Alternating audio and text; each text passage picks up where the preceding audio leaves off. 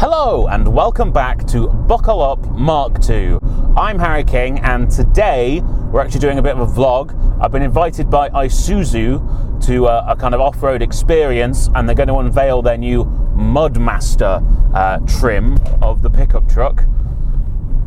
But I don't think I'm going to be able to film any conventional content with the cars, so instead I'm going to do this. I'm driving there now. I should get there around 12:30. The event starts at 1, and I guess you'll join me there.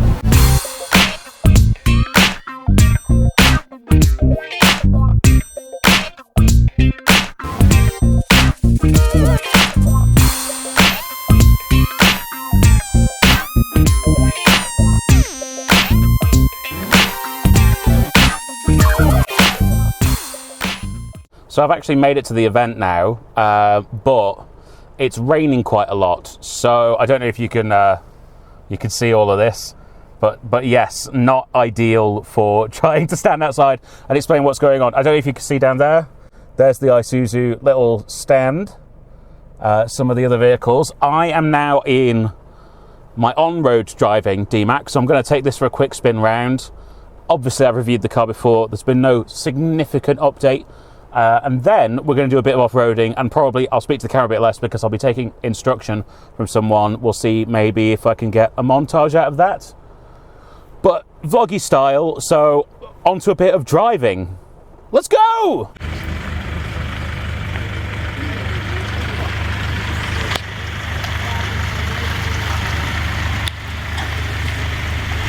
How was it? Let's remind myself what the D-Max is all about.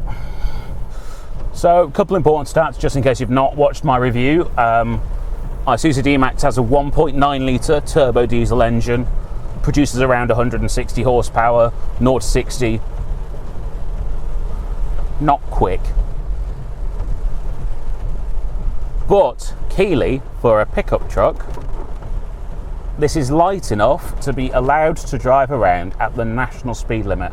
And I think that's way more important than having car-like acceleration, because yes, it takes you a little bit longer to get to a speed, but you actually do make a lot more progress at the speed limit than driving 10 miles under the speed limit.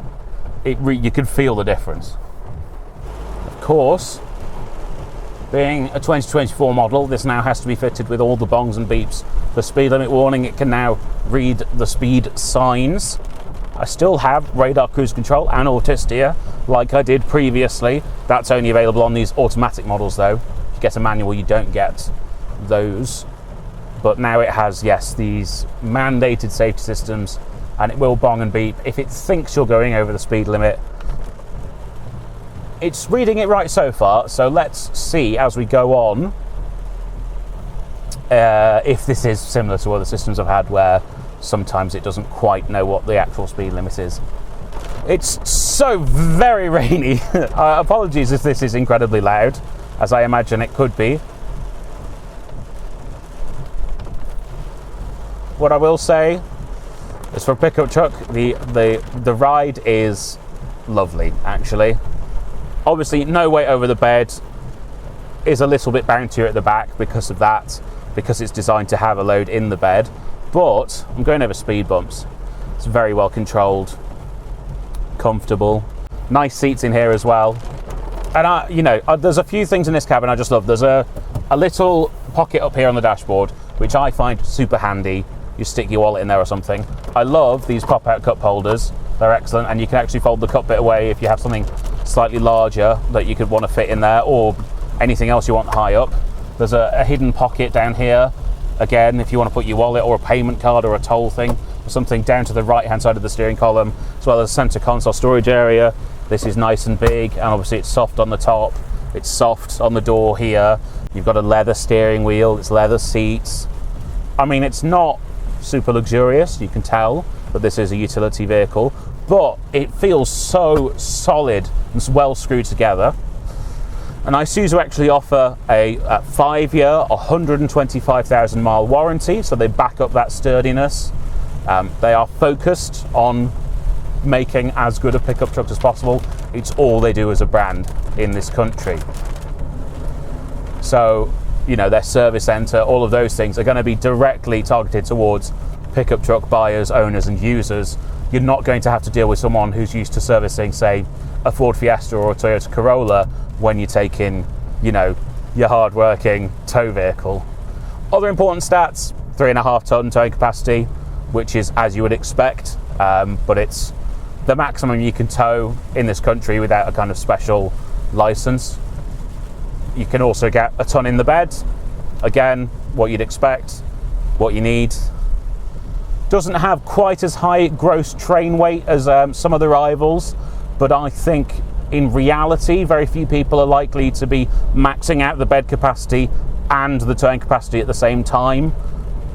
And obviously a little down on power compared to some rivals, but I think in day-to-day driving, you don't really feel it. I haven't had the opportunity to tow with this or any of the rivals, so I can't say emphatically, but I suspect you might feel the difference if you were towing on a regular basis. This also is a 6-speed box. A lot of the rivals have 8. Obviously the Ford and the VW Amarok have a 10-speed, but that is a dual clutch. This is a conventional auto, which is probably going to be a bit more robust in the long run. Again, speculation, can't confirm or deny that, but in general, traditional automatics tend to be a bit tougher. A little blast up to 50 here, put my foot down. So it's quite an agricultural unit, which is fine because it's a fairly agricultural vehicle. But quite noisy, under hard acceleration, a sort of a high dry rattle from this engine. Sounds diesely and purposeful, but not, it's not like a soulful V12, not that you'd expect it to be. Yes, okay, there we go. It's just read a 30 sign for the road coming off, but we're actually in a 50. So this system seems to be similarly susceptible to basically all the other systems I have used. Not too much roll in the corners though. Lovely light steering, barely any feel. You wouldn't expect there to be though, would you? That's not why you buy a car like this. It's easy to direct it down the road. It doesn't bounce or move about. The steering doesn't move about on you. It's nice and steady and secure. I think this is exactly fit for purpose. Kind of everywhere. But I think that's probably enough of me driving, droning on about a car I've already reviewed. Go and watch that review if you want to see me say anything more about this. Now, let's go and do some off-roading in a couple of V-Crosses and the new Mudmaster.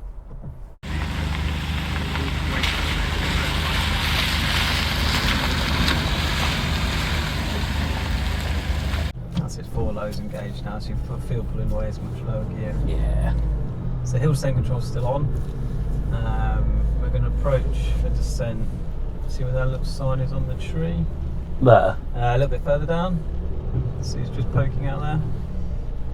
Yes. That's it. So we'll knock it into manual mode. So if you just knock the gear lever over across to the right and then just select first. That's it. So got a bit of engine braking as well as hill descent because it's quite a steep one. Just keeps it nice and controlled.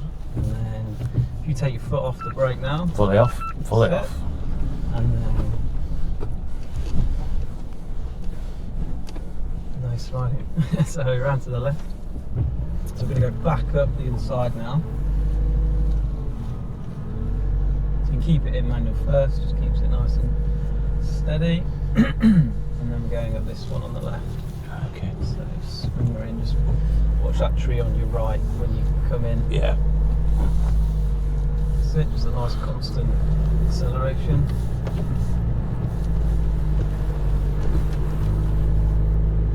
That's it. And then I go around to the left and go back into drive now. That's nice and controlled. It's good, isn't it? It didn't even spin a wheel there, did it? Considering how wet and muddy it is. So you just need a bit of throttle here, just a nice constant pedal. There's nothing in front of you, so you keep driving. Although those mounds of mud weren't there earlier. Oh, interesting. So, yeah. Well, they were a long way away, it's fine. Yeah. I just hope they didn't put one in right at the top of that hill. So you see the post, the little sign sticking up there? Yeah. So that's the hill that we drove past. So we need to line ourselves up nice and straight. So if you keep over to the left, and then we'll line ourselves up. So you come over this way a bit, and you see the sign there. If you can keep close to that as you can. Yeah.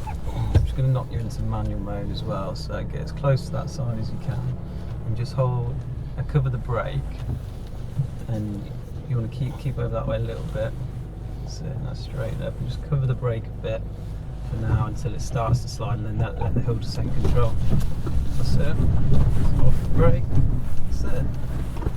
And then round to the left. Lovely. Back into drive then. Yeah, that little bit of extra raise just made that. The last time I went down, I didn't slip out as much, but still controlled though, wasn't it? Yeah. You can feel it even on here now. Yeah.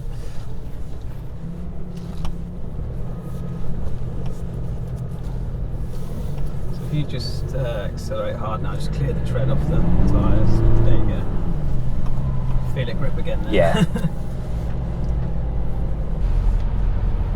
Diff locks very rarely needing to be used, to be fair. We sometimes on an event, like on a country show or something, we'll make some mounds to make it work. Like cross so axle you have to put it yeah. in. But it only works in first low, and it's almost to get you out of a situation, or if you know it's cross axle, you stick it in just before to go across. When you put the diff lock in, however, it does turn the hill descent off because it can't individually brake the wheels. Oh, right, when you take the diff lock off, it doesn't automatically put the hill descent back in. You have to manually put it back in. So if you do get one and you're going off extreme, then that's something to remember, because you come to the next hill, way off you go. Over this crest, and we're going to turn right where that arrow is. It's quite a tight turning. I'll just turn the parking sensors off. So always use a bit of brake first, because that sets the hill descent, and then as you ease off, it will continue at that same speed there. But nicely done. Is it hard right lock?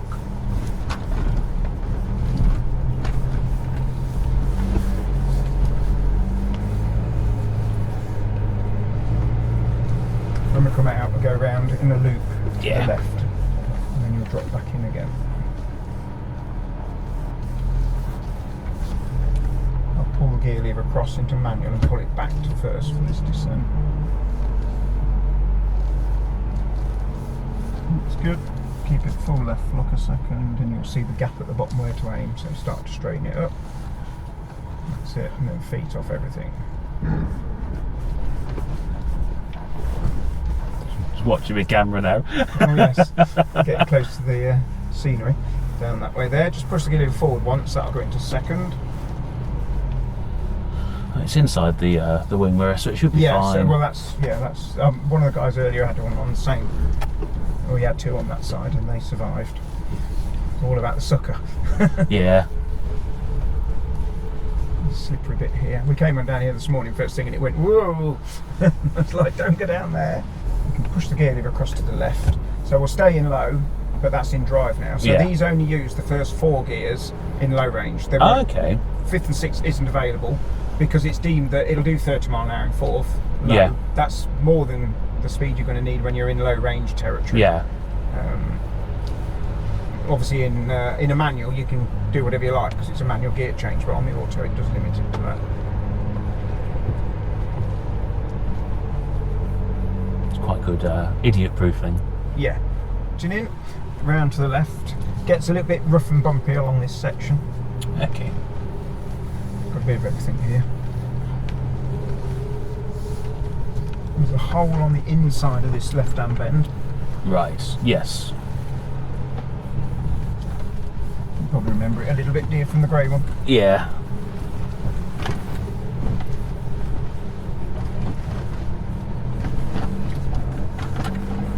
It's a mild side slope on the right if you want to use that. Trees tend to stop us using anymore. This is quite a good descent down, so you'll want manual first for this one.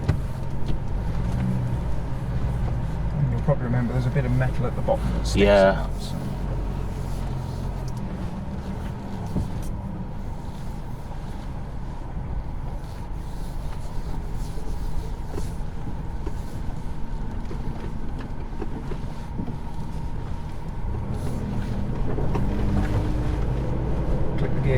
second. So, and then straight up to the right. So we're going to go left here. You're on a late turn, so you want your left front wheel over the middle of the mound and just drop it into first as well. That's it. So left lock now, and keep it on lock now. That's it, and then straight up. So go straight ahead there.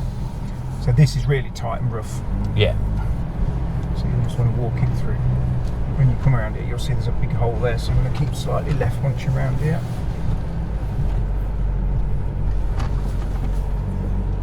There's a log running a long ways on the left and a tree on the right that'll be quite close.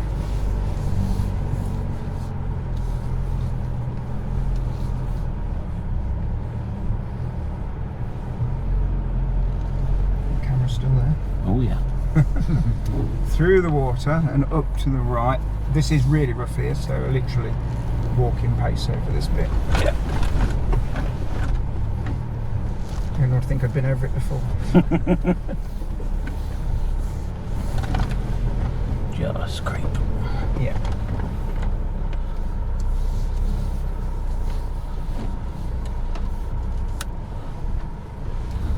There's a bit of a hole in this one here. You'll go through it, but it'll just dip down a bit.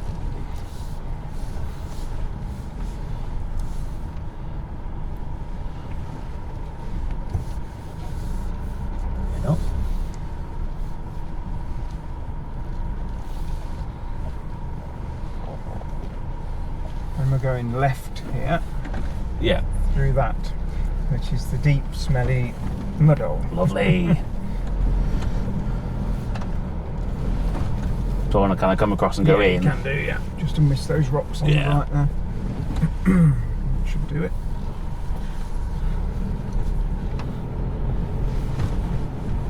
And then is it still rough terrain under this as well? Fairly, yeah. This is good actually. Just walk its way through just to squeeze a bit of power as you're going in.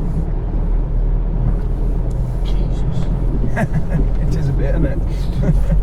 That's so impressive though. Dorchester was deep. Round to the left. Dorchester smelt better. Yeah, definitely.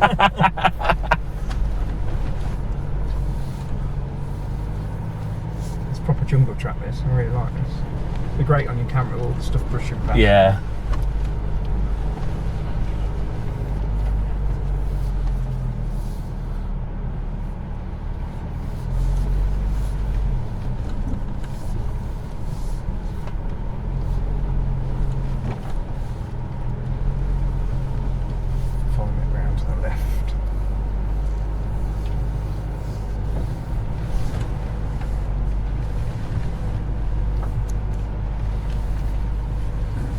Up to the right. The other one does come up here, so just be aware as we're pulling out. I think you're alright.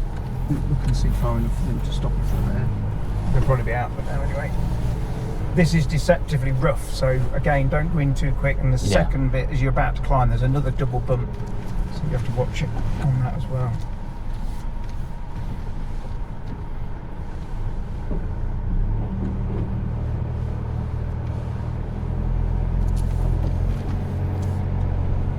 When we exit.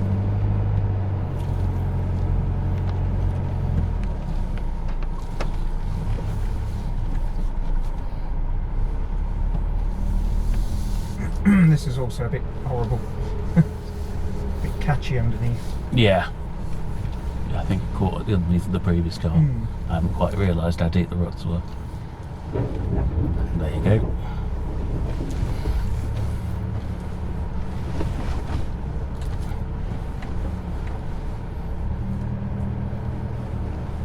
No fuss though. No.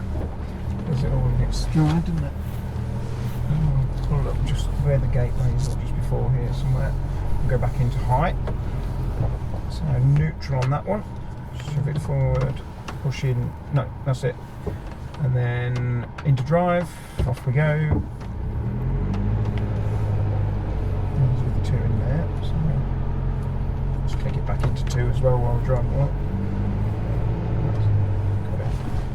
Swing out and then you can line up next to those.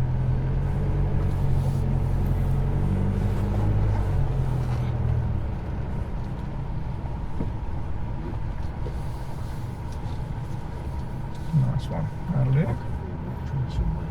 probably running out the chassis. That is awesome. There we go.